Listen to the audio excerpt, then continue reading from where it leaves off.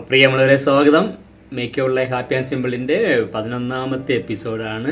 നമ്മൾ മനഃശാസ്ത്ര വിഭാഗമാണ് ഇപ്പോൾ കൈകാര്യം ചെയ്യുന്നത്. അപ്പോൾ ആദ്യമായിട്ട് കാണുന്ന സുഹൃത്തുക്കളെ മുൻപുള്ള വീഡിയോകൾ കൂടി കാണാൻ ശ്രമിക്കണം. എപ്പോഴും ഓരോ അധ്യായത്തിലും ഒരു കണ്ടന്റ് ഉണ്ടാവും. അത് മറ്റേ എപ്പിസോഡിൻ്റെ കൂടി പറഞ്ഞിരിക്കുന്ന ഭാഗത്തിൻ്റെ തുടർച്ചയായിട്ടാണ് ഓരോന്ന് തുടരുന്നത്. അപ്പോൾ അതുകൊണ്ടൊരു തുടർച്ചയായ ഒരു പഠന പ്രക്രിയയാണ്. നമ്മൾ മനഃശാസ്ത്ര അവബോധമാണ് ലക്ഷ്യമാക്കുന്നത്. ടോൾസ്റ്റോയുടെ ഒരു വാചകമുണ്ട്, എല്ലാവരും ലോകത്തെ മാറ്റിമറിക്കാൻ വേണ്ടിയിട്ട് വളരെയേറെ അധ്വാനിക്കുന്നു, ചെയ്യുന്നു, പക്ഷെ അവനവനെ മാറ്റാനായിട്ട് ആരും ഒന്നും ചെയ്യുന്നില്ല എന്നുള്ളതാണ്. എനിക്കത് വളരെ ഇഷ്ടപ്പെട്ടൊരു കാര്യമാണ്. എൻ്റെ അതിനൊരു പ്രചോദനം അത് തന്നെയാണ്. എന്തുകൊണ്ട് എനിക്ക് മാറാൻ നോക്കിക്കൂടാ, അല്ലെങ്കിൽ മാറിക്കൂടാ എന്ന രീതിയിൽ ഞാൻ ആദ്യമേ കേട്ടാന്ന് ചിന്തിക്കുന്നതാണ്. ഏറ്റവും ബുദ്ധിമുട്ടുള്ള കാര്യം അതാണ്. നമുക്ക് മാറാൻ പറ്റുന്നില്ല, അതിന് ബുദ്ധിമുട്ടാണെങ്കിൽ നമ്മൾ മറ്റുള്ളവർ മാറണമെന്ന് ആഗ്രഹിക്കുകയും അതിനു വേണ്ടിയിട്ട് എന്തോരം പ്രയത്നമാണെന്നറിയോ. അപ്പോൾ ഈ മനഃശാസ്ത്രത്തിൻ്റെയൊക്കെ സാങ്കത്യം വരുന്നതിൻ്റെ ഒരു വലിയ കാരണം അതാണ്.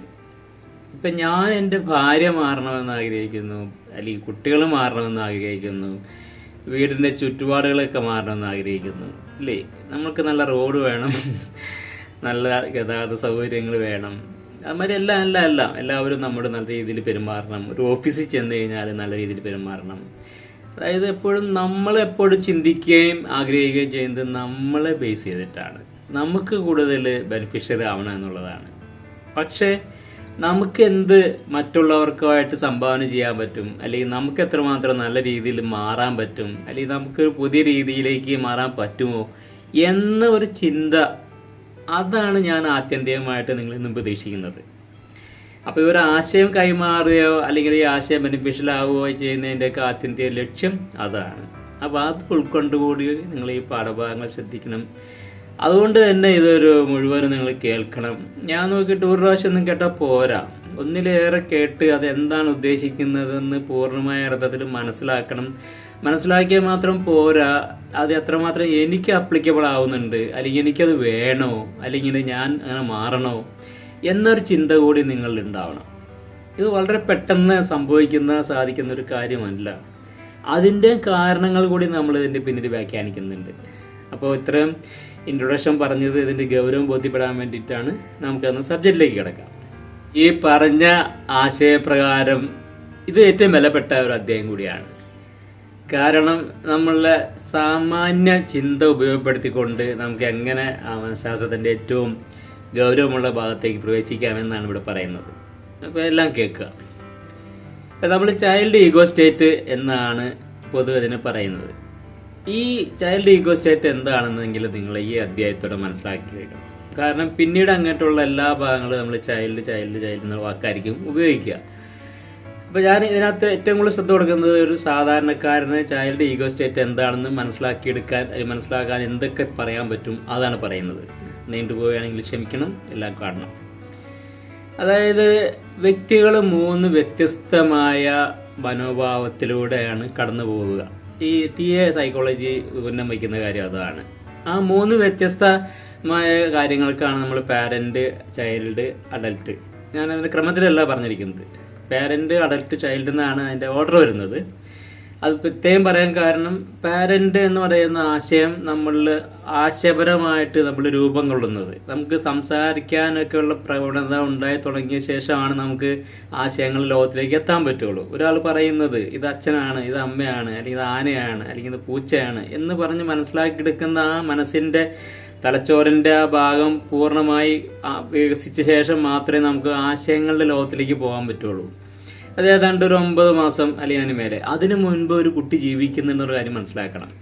ആ ഭാഗമാണ് നമ്മൾ ചൈൽഡ് ഈഗോ സ്റ്റേറ്റ് എന്ന് പറയുന്നത്. അപ്പോൾ ഏറ്റവും കുഞ്ഞ് ആ ഒരു കൊച്ചുകുട്ടി ആ സമയങ്ങളിൽ എന്തുമാത്രം നല്ല അല്ലെങ്കിൽ മോശം സാഹചര്യങ്ങളിലൂടെ കടന്നു പോയിട്ടുണ്ടാവാം എന്നുള്ള ഒരു ഉൾക്കാഴ്ച, അത് നമ്മളെ സംബന്ധിച്ച് ബുദ്ധിപരമായിട്ട് എത്ര നമ്മൾ അനലൈസ് ചെയ്താലും അതിലേക്ക് എത്തുക എന്ന് പറയുന്നത് വളരെ ബുദ്ധിമുട്ടാണ്. കാരണം അവിടെ ഓർമ്മകളുടെ ഒരു ശക്തമായ ശേഖരം അല്ലാതെ അതിനെ ആശയപരമായി ബന്ധിപ്പിക്കുന്ന ഒന്നുമില്ല. നമുക്ക് ആശയങ്ങളില്ല, പക്ഷേ ശക്തമായ അനുഭവങ്ങളുണ്ട്. അപ്പോൾ ആ ചൈൽഡ് ഈഗോ സ്റ്റേറ്റിൻ്റെ ഏറ്റവും വലിയൊരു പ്രോബ്ലം അല്ലെങ്കിൽ ഏറ്റവും വലിയ പ്രശ്നം എന്താണെന്ന് വെച്ചാൽ, അതിങ്ങനെ തികട്ടി എപ്പോഴും വന്നുകൊണ്ടേയിരിക്കും. കാരണം നമ്മളെപ്പോൾ വിക്ഷേപങ്ങൾക്ക് അടിമയാവുന്നു ആ സമയങ്ങളിലെല്ലാം നമ്മൾ ചൈൽഡ് ഈഗോ സ്റ്റേറ്റിൻ്റെ ഭാഗമായിട്ടായിരിക്കും നിൽക്കുക. അപ്പോൾ എന്ന് പറഞ്ഞാൽ ഈ മറ്റ് രണ്ട് ഘടകങ്ങൾ മാറിപ്പോവും. നമ്മൾ അഡൽട്ട് എന്ന് പറയുന്ന ഭാഗം നമ്മളിപ്പോൾ ഈ അഡൽട്ടിനെ കുറിച്ച് അധികം വ്യാഖ്യാനിച്ചിട്ടില്ല. അത് ഈ വ്യാഖ്യാനത്തിലൂടെ ഉണ്ടായി വരുന്ന ഘടകമാണ് അഡൽട്ട് എന്ന് പറയുന്നത്. അതിനെ പല ഭാഗത്തായിട്ട് സൂചിപ്പിക്കുന്നുണ്ട്, പിന്നീട് സമഗ്രമായിട്ട് അത് പറയാം.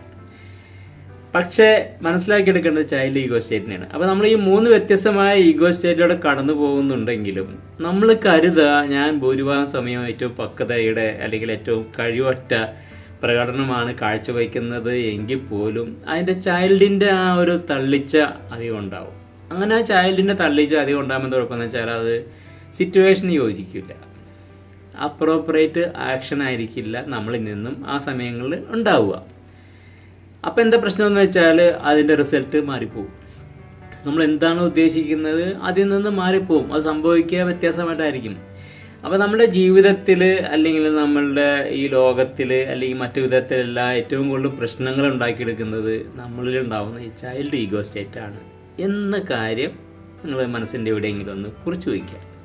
പക്ഷെ അതെങ്ങനെ എന്ന് നമുക്ക് തിരിച്ചറിയാൻ കൂടി കഴിഞ്ഞ് കഴിഞ്ഞാൽ നമ്മൾ ജയിച്ചു.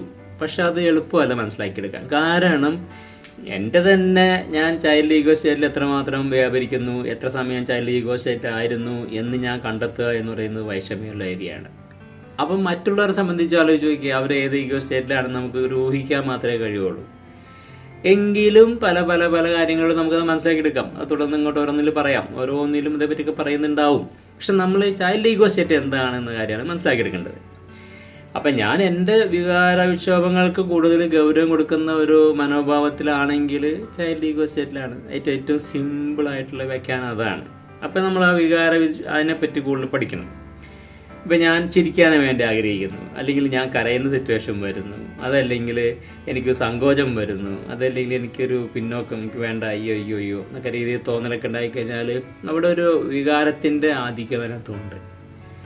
അപ്പോൾ എൻ്റെ സ്വാഭാവികമായ എൻ്റെ പ്രവൃത്തികളിൽ അതിൽ നിന്നുള്ള അതിൻ്റെ പ്രത്യാഘാതങ്ങൾ ഉണ്ടാവും എന്നുള്ളതാണ് അല്ലേ. ഇപ്പോൾ ഒരു സന്ദർഭത്തിന് യോജിക്കാത്ത രീതിയിൽ ഒരു കുട്ടിക്ക് അറിയാണ്, ഒരു സിറ്റുവേഷൻ വന്നു അല്ലേ, എന്തോ ഒരു സിറ്റുവേഷൻ വന്നു, ഇപ്പോൾ റോഡ് സൈഡിൽ തന്നെയോ എന്തോ നഷ്ടപ്പെടുകയോ അല്ലെങ്കിൽ വേറെ എന്തെങ്കിലുമൊക്കെ സംഭവിച്ച് കഴിയുമ്പോൾ അവിടെ നിന്ന് ആ കുട്ടിക്ക് അറിയാണ്. അതായത് ചൈൽഡ് ഈഗോ സ്റ്റേറ്റിലേക്ക് വരും. ഞാൻ ചെറിയ ഉദാഹരണം പറഞ്ഞെന്ന് മാത്രമേ ഉള്ളൂ. പുറമേ നിന്ന് കാണുന്ന ആൾക്കാർക്ക് മനസ്സിലാവും, അത് കുട്ടി എന്ന് പറഞ്ഞത് തെറ്റിപ്പോയി. അത് മുതിർന്ന ആളായാലും കരയുന്നുണ്ടെങ്കിൽ ചൈൽഡ് ഈഗോ സ്റ്റേറ്റിലാണ്. അപ്പം നമ്മളെ സംബന്ധിച്ച് യാത്രയിൽ അല്ലെങ്കിൽ ഓരോരോ സമയങ്ങളിലൊക്കെ നമ്മൾ നഷ്ടപ്പെടുകയോ അല്ലെങ്കിൽ ബുദ്ധിമുട്ടുണ്ടാക്കുകയോ മറ്റു വിധത്തിലൊക്കെ വന്നു കഴിഞ്ഞാൽ നമ്മൾ ഉടനെ ചൈൽഡ് ഈഗോ സ്റ്റേറ്റിലേക്ക് മാറുകയാണ്. അതുകൊണ്ട് ദോഷം എന്താണെന്ന് വെച്ചാൽ അവിടെ അപ്പോൾ ചെയ്യേണ്ട കാര്യങ്ങൾ ചെയ്യാൻ നമ്മൾ മറന്നു പോവുകയും പകരം വേറെ എന്തെങ്കിലുമൊക്കെ ആയിരിക്കും കാണിച്ചു കൂട്ടുക.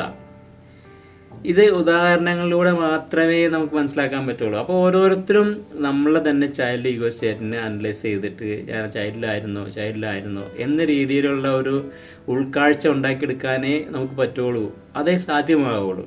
ഇപ്പോൾ ഏറ്റവും എളുപ്പമുള്ള കാര്യം ഡ്രൈവിംഗ് തന്നെയാണ് മനസ്സിലാക്കിയെടുക്കേണ്ടത്. ഡ്രൈവിംഗ് എന്ന് പറഞ്ഞാൽ ശരിക്കും പക്വത അഡൽട്ട് ഈഗോ സ്റ്റേറ്റിൻ്റെ ഏറ്റവും ഉദാഹരണമാണ്. അപ്പോൾ അഡൽട്ട് ഈഗോ സ്റ്റേറ്റ് എന്ന് പറഞ്ഞു കഴിഞ്ഞാൽ എന്താ പറയുക, പോസിബിലിറ്റീസ്, സാധ്യതകൾ, ഇവിടെ ഹിയർ ആൻഡ് നൗ, ഇവിടെ ഇപ്പോൾ എന്താണോ ചെയ്യേണ്ടത് അത് ഏറ്റവും നല്ല രീതിയിൽ ചെയ്യാനുള്ള മനസ്സുണ്ടാക്കിയെടുക്കുകയാണ് അഡൽട്ട് ഈഗോ സ്റ്റേറ്റ് എന്ന് പറയുന്നത്. അപ്പോൾ ഡ്രൈവിംഗ് എന്ന് പറയുന്നത് ഏറ്റവും നല്ലൊരു ഉദാഹരണം അഡൽട്ട് ഈഗോ സ്റ്റേറ്റിൻ്റെ. അതായത് ഈ വണ്ടി കൊണ്ട്, ഇപ്പോൾ ബൈക്കോ അല്ലെങ്കിൽ കാറോ ആ വണ്ടി കൊണ്ട് എനിക്ക് എൻ്റെ ആവശ്യത്തിന് വേണ്ടിയിട്ട് പോകണം. അപ്പോൾ അതിന് റോഡിൽ കൂടെ ഞാൻ യാത്ര ചെയ്യണം. ഈ റോഡിൽ സ്വാഭാവികമായിട്ട് ധാരാളം വണ്ടികളുണ്ടാവും, നമ്മുടെ വണ്ടി മാത്രമല്ല അല്ലേ. ഒരേപോലെ നമ്മൾ ഓവർടേക്കുന്ന വണ്ടി ഉണ്ടാവും, നമ്മൾ മുമ്പിൽ പോകുന്ന വണ്ടി ഉണ്ടാവും, തടസ്സമായി നിൽക്കുന്ന വണ്ടി ഉണ്ടാവും. അപ്പോൾ ഇതിനെല്ലാം മാറ്റി ആ വണ്ടിയെ കൊണ്ടുപോകുക എന്ന് പറയുന്ന ആ പ്രക്രിയ എന്ന് പറയുന്നത് അഡൽട്ട് എന്ന് വെച്ചാൽ സമയം മാറിക്കൊണ്ടിരിക്കും തോറും നമ്മളുടെ ആ ഭാഗത്തുള്ള പ്രശ്നങ്ങൾ മാറിക്കൊണ്ടിരിക്കും. അപ്പോൾ നമ്മൾ സമയബന്ധിതമായിട്ട് ചിന്തിക്കാനുള്ള കഴിവുണ്ടെങ്കിലാണ് നമുക്ക് അഡൽട്ട് എന്ന് പറയാൻ പറ്റുള്ളൂ. നമ്മൾ ഏതിൻ്റെയും ഭാഗമായിട്ട് ഒരു പുസ്തകം വായിക്കാന്നിരിക്കുക, ആലോചിച്ച് നോക്കുക. ആ പുസ്തകം വായിച്ചുകൊണ്ടിരിക്കുമ്പോൾ സ്വാഭാവികമായിട്ടും ഓരോരോ കാര്യങ്ങൾ ഉണ്ടാകുമ്പോൾ നമ്മൾ പിന്നോക്കം പോകും. നമ്മൾ അതിനെ പറഞ്ഞിരിക്കുന്ന അനുഭവമായ രീതിയിൽ നമ്മൾ പിന്നോക്കം പോകും. അപ്പോൾ അതൊക്കെ ചൈൽഡ് ഈഗോ സ്റ്റേറ്റിലേക്ക് പോയി കഴിഞ്ഞു എന്ന് വെച്ചാൽ വായിക്കുന്നത് നിന്നു. അപ്പോൾ ആലോചിച്ച് നോക്കി, ഒരു പുസ്തകം വായിക്കാൻ വേണ്ടി വളരെയധികം സമയം എടുക്കുന്നുണ്ടെങ്കിൽ നിങ്ങളത് അഡൽട്ട് എന്ന രീതിയിലെ വായനയുടെ ലോകത്തല്ല എന്നുള്ളതാണ്. ചൈൽഡ് എന്ന് പറയുന്നത് നമ്മളത് ആസ്വദിച്ച് അനുഭവിച്ച് പതുക്കെ പതുക്കെ പതുക്കെ പോകായിരിക്കും ചിലപ്പോൾ ഏറ്റവും ഇഷ്ടം. അതേമാതിരി ആ ഡ്രൈവിങ്ങിനകത്തും അങ്ങനെ നമുക്ക് ആസ്വദിച്ച് പോകാം. പക്ഷേ നമ്മൾ ആവശ്യം ഇപ്പം നമുക്കിവിടെ നേരത്തെ എത്തണമെന്നുണ്ടെങ്കിൽ നമ്മളുടെ ഈ ഡ്രൈവിങ്ങിൽ ഒരു ധൃതി എന്ന് പറയുന്ന ഒരു ഘടകമുണ്ടാവും. അപ്പം എന്തുണ്ടാവുക, നമ്മൾ പല നിയമങ്ങളും തെറ്റിക്കാൻ തയ്യാറാവും എന്നുള്ളതാണ്. അതാണ് നമ്മൾ കാണുന്നത്. ഇന്ന സമയത്ത് ഓവർടേക്ക് ചെയ്യാൻ പാടില്ല, അല്ലെങ്കിൽ ഓവർടേക്ക് ചെയ്യണം, ഇതൊക്കെയാണ് നിയമങ്ങൾ എന്ന് വളരെ ഭംഗിയായിട്ട് പാരൻ്റൽ ലോസ് ഇഷ്ടം പോലെ ഉണ്ട്. നമ്മളെല്ലാം മറന്നിട്ട് നമ്മുടെ ലക്ഷ്യം കയറിപ്പോകാന്ന് ഉദ്ദേശിച്ചിട്ട് തന്നെ നമ്മൾ ആക്സിലേഷൻ കൂടുതൽ കൊടുത്ത് അവസാനം എന്താ പറ്റുക, ഓപ്പോസിറ്റ് വരുന്ന വണ്ടിയിലോ അല്ലെങ്കിൽ കയറാൻ പോകാത്ത വിധത്തിലോ എങ്ങനെയൊക്കെയോ ഒരു ആക്സിഡൻറ്റിൽ പോയി എത്തും എന്നുള്ളതാണ്. എല്ലാവരും അങ്ങനെ ആക്സിഡൻ്റ് എത്തും എന്നുള്ളതല്ല. ഈ ചൈൽഡ് ഈഗോ സ്റ്റേറ്റ് അതിനകത്ത് ക്രമത്തിൽ വർദ്ധിച്ചു വന്നു കഴിഞ്ഞാൽ അത് കലാശിക്കുക ആക്സിഡൻ്റ് ആയിരിക്കും. അപ്പോൾ എപ്പോഴൊക്കെ നമ്മൾ പാരൻ്റലായിട്ട് അല്ലെങ്കിൽ അഡൽട്ടലായിട്ട് നിൽക്കാൻ നമുക്ക് ശേഷിയുണ്ടോ, നമ്മൾ സ്മൂത്തായിട്ട് ഡ്രൈവ് ചെയ്ത് പോകുന്നു എന്നാണ് അതിൻ്റെ മീനിങ്. പക്ഷേ എപ്പോഴൊക്കെ പ്രശ്നങ്ങൾ, അതായത് ഒരു വണ്ടി ഇപ്പോൾ സ്ലോയിൽ പോകുകയാണെങ്കിൽ എനിക്ക് ആ വണ്ടി ഓവർടേക്ക് ചെയ്ത് പോകേണ്ട എൻ്റെ ഒരു ആവശ്യമാണ്. ഇപ്പോൾ എൻ്റെ ഒപ്പം തന്നെ വേറെ ആൾ എന്നെ ഓവർടേക്ക് ചെയ്ത് പോയി കഴിഞ്ഞാൽ എനിക്കൊരു വാശി വരാണ്, എടാ ഇവനാരാ എന്നെ മത്സരിക്കുന്ന അവസ്ഥ വരും എന്നുള്ളതാണ്. മറ്റേ ആൾ കൂടുതൽ ആവശ്യമൊക്കെ പോകുന്നതായിരിക്കും. അയാളും നമ്മളും ഒരേപോലെ മത്സരിക്കുന്ന ആലോചിക്കുമ്പോൾ റോഡ് അതുപോലെ ഉണ്ടാവണമെന്നില്ല.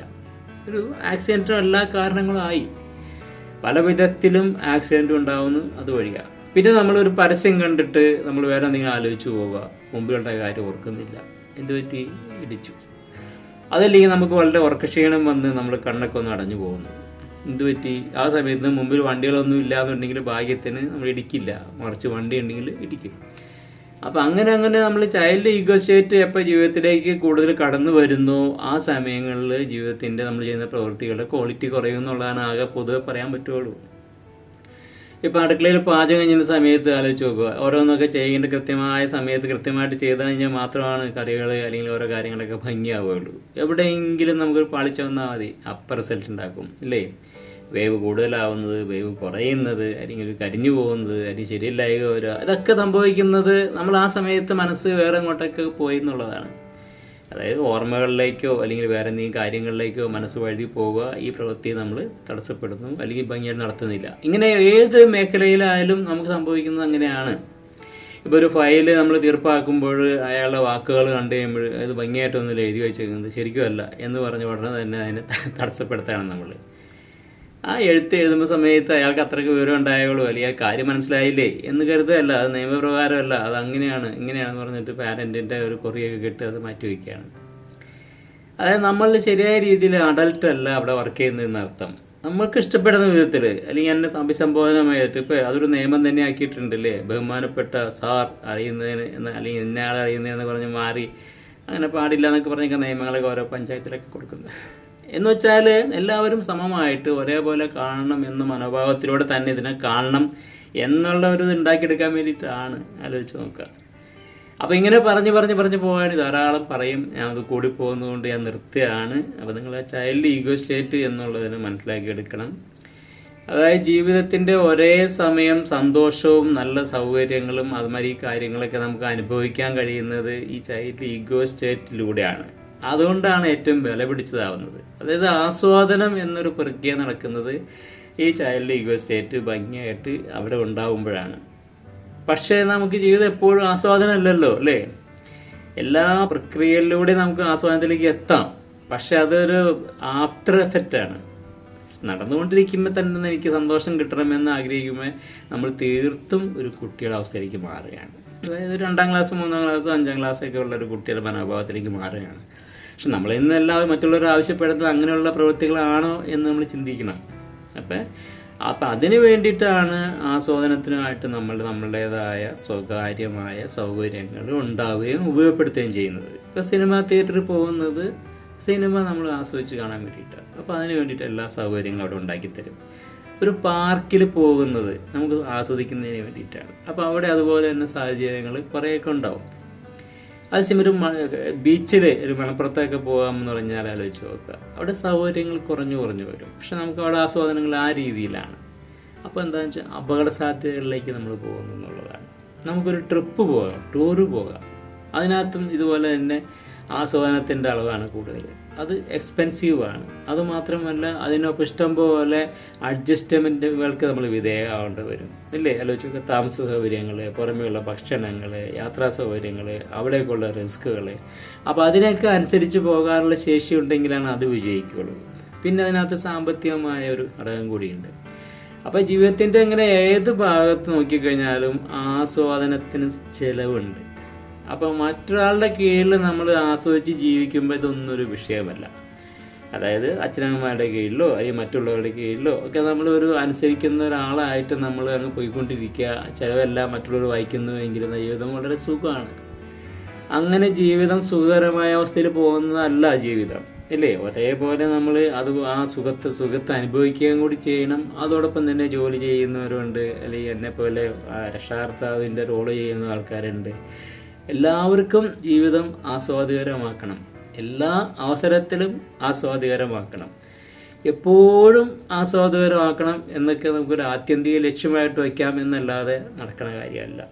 പക്ഷേ ആത്മീയമായൊരു പാശ്ചാത്തലം ഉണ്ടെങ്കിൽ അതും സാധ്യമാണ്. അതുകൊണ്ടാണ് അതിനെക്കുറിച്ചുള്ള ഇലക്കങ്ങളൊക്കെ ചെയ്തിരിക്കുന്നത്. അപ്പോൾ നിങ്ങൾ ഈ ചൈൽഡ് ഈഗോ സ്റ്റേറ്റ് എന്ന് പറയുന്നതിന് ഭംഗിയായിട്ട് മനസ്സിലായിട്ടുണ്ടാവുമെന്ന് ഞാൻ വിശ്വസിക്കുകയാണ്. എല്ലാവരിലും എപ്പോഴും ഉണ്ടാവാം, ഏത് സമയത്തും അല്ല, എപ്പോഴെപ്പോഴും ചൈൽഡിലേക്ക് അങ്ങനെ മാറിപ്പോവും. പക്ഷേ ചൈൽഡല്ല അവിടെ വേണ്ടത്. അപ്പോൾ ചൈൽഡ് ആണ് വേണ്ടിയിരുന്നത് എങ്കിൽ, അപ്പോൾ ചൈൽഡിൻ്റെ ഒരു സന്തോഷമോ അല്ലെങ്കിൽ അങ്ങനത്തെ ഒരു കാര്യം ലക്ഷ്യമാക്കുന്നത് എങ്കിൽ ചൈൽഡിലേക്ക് പോയതുകൊണ്ട് തെറ്റില്ല. അപ്പോൾ ഉദാഹരണം, സിനിമ കാണുമ്പോൾ നമുക്ക് ചിരിക്കാൻ വന്നു, നമ്മൾ അങ്ങോട്ട് പൊട്ടിച്ചിരിക്കുന്നു, തെറ്റില്ല. പക്ഷെ ആ ചിരി ഒരു പരിധി കഴിഞ്ഞാൽ നമ്മൾ നിർത്തണം. അതല്ലാതെ ചിരിച്ചുകൊണ്ടേ ഇരുന്ന് കഴിഞ്ഞാൽ, അല്ലേ? അങ്ങനെ ഓരോ കാര്യങ്ങളും, ഇപ്പോൾ കരയുന്നത് കുഴപ്പമില്ല, ഒരു അസൗകര്യം ഉണ്ടാക്കുന്ന വിധത്തിലേക്ക് നീണ്ടുപോയി കഴിഞ്ഞാൽ അത് പ്രശ്നമാണ്. ഏത് വികാരം അതെ, അതിനെ ഒരു ലിമിറ്റായിട്ട് നമുക്ക് ആസ്വദിക്കാനും അനുഭവിക്കാനും കഴിഞ്ഞാൽ മാത്രമാണ് അത് ശരിയാവുന്നുള്ളൂ. അല്ലാത്ത കേസിലൊക്കെ അത് അനൗചിത്യം അല്ലെങ്കിൽ പൊരുത്തമില്ലാത്തൊരു സാഹചര്യത്തിലേക്ക് നമ്മളെ എത്തിക്കുന്നുള്ളതാണ്. അപ്പോൾ ആ ഒരു തിരിച്ചറിവ് ഉണ്ടാവുക ചൈൽഡ് ഈഗോ സ്റ്റേറ്റിൻ്റെ ഏറ്റവും വലിയ ആവശ്യം എന്ന് വെച്ചാൽ, ഒരേപോലെ ദോഷകരമായ കാര്യങ്ങൾ നമ്മളിലേക്ക് വന്നു ഭവിക്കുന്നതും ഈ ചൈൽഡ് ഈഗോ സ്റ്റേറ്റിലൂടെ ആണ്. അപ്പോൾ ആ തിരിച്ചറിവ് സമ്മാനിക്കാൻ വേണ്ടിയിട്ടാണ് നമ്മൾ ഈ ലക്കം ചെയ്തിരിക്കുന്നത്. ഇപ്പോൾ തുടർന്ന ലക്കങ്ങളിൽ മറ്റു ഘടകങ്ങളെക്കുറിച്ച് പറഞ്ഞിട്ട് നമ്മൾ ഈ ചൈൽഡിനെ കൊണ്ട് എന്തൊക്കെ ചെയ്യാം, എന്തൊക്കെ ചെയ്യിപ്പിക്കണം എന്ന രീതിയിലേക്ക് എത്തുന്നുണ്ട്. അപ്പോൾ സുഹൃത്തുക്കളെ വൈൻഡപ്പ് ചെയ്യാണ്. Thank you for your patient listening. നിങ്ങൾ സുഹൃത്തുക്കൾക്കും ഷെയർ ചെയ്യുക. നന്നായിരിക്കട്ടെ. Thank U.